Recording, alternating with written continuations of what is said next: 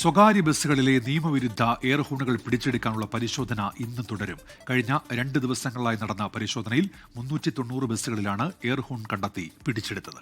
5 ലക്ഷം രൂപയിലധികം പിഴയും ചുമത്തി. വിവരങ്ങളുമായി തിരുവനന്തപുരത്ത് നിന്ന് മനീഷ് മഹിബാലാണ് ചേരുന്നത്. വീണ്ടും മനീഷ്, ഗുഡ് മോർണിംഗ് അഗെയിൻ. ഈ വിധത്തിൽ വ്യാപകമായി പല സ്വകാര്യ ബസ്സുകളും എയർ ഹോൺ ഉപയോഗിക്കുന്നു, നിയമവിധേയമായ അല്ലാത്ത പല കാര്യങ്ങളും ചെയ്യുന്നുവെന്നുണ്ട്.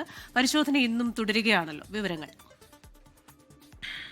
നിലവിൽ ഈ എയർ ഹോൺ ഉപയോഗിച്ച്, അതായത് നിരോധിച്ചിട്ടുള്ള ഈ എയർ ഹോൺ ഉപയോഗിക്കുന്നത് സംബന്ധിച്ചിട്ട് അധികൃതർക്ക് പിടികൂടാനുള്ള, ഈ വാഹനം പിടികൂടാനുള്ള അധികാരമില്ല. അനധികൃതമായ ഘടകങ്ങൾ വാഹനങ്ങൾ പിടിപ്പിക്കുന്നുള്ള പിഴ ചുമത്താം എന്നത് മാത്രമാണുള്ളത്. പക്ഷേ ഇതുമായി ബന്ധപ്പെട്ട് രജിസ്ട്രേഷൻ റദ്ദാക്കാതിരിക്കാൻ നിശ്ചിത ദിവസത്തിനുള്ളിൽ ഇവ നീക്കി വാഹനം ഹാജരാക്കാൻ നിർദ്ദേശം നൽകാം.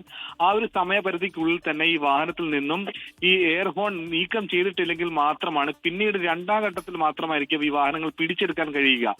ആദ്യഘട്ടത്തിൽ ഈ പിഴ ചുമത്തുന്ന രീതിയിൽ സംസ്ഥാനത്ത് റെക്കോർഡ് പിഴയാണ് ചുമത്തിയിട്ടുള്ളത്. അതായത് കഴിഞ്ഞ 2 ദിവസം കൊണ്ട് മാത്രം 390 കേസുകളിലായി 5.25 ലക്ഷം രൂപയാണ് പിഴ ഈടാക്കിയിട്ടുള്ളതാണ് ഏറ്റവും പ്രത്യേകമായിട്ടുള്ള കാര്യം.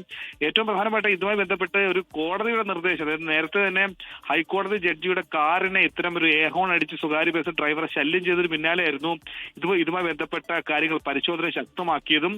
പിന്നീട് ഇവ വീണ്ടും വ്യാപകമായതോടുകൂടിയാണ് ഗതാഗത സെക്രട്ടറിക്കും ട്രാൻസ്പോർട്ട് കമ്മീഷനോട് ഇത് സംബന്ധിച്ച് കോടതി വിശദീകരണം ആവശ്യപ്പെട്ടത്.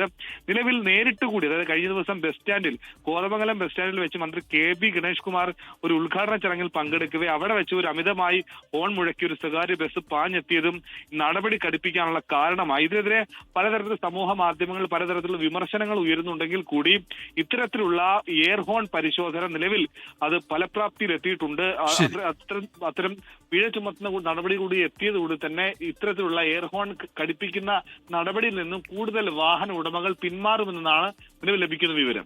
ഉമേഷ്, ശരി. മനീഷ് മഹിബാലാണ് തിരുവനന്തപുരത്ത് നിന്ന് വിവരങ്ങൾ നൽകിയത്. ലോകത്തെവിടെയായാലും ഏത് സമയത്തും 24 വാർത്തകളും ഓഗ്മെന്റഡ് റിയാലിറ്റി പാക്കേജുകളും എക്സ്പ്ലെയിനറുകളും വിശദമായി കാണാൻ ഞങ്ങളുടെ യൂട്യൂബ് ചാനൽ നിങ്ങൾക്ക് സബ്സ്ക്രൈബ് ചെയ്യാം.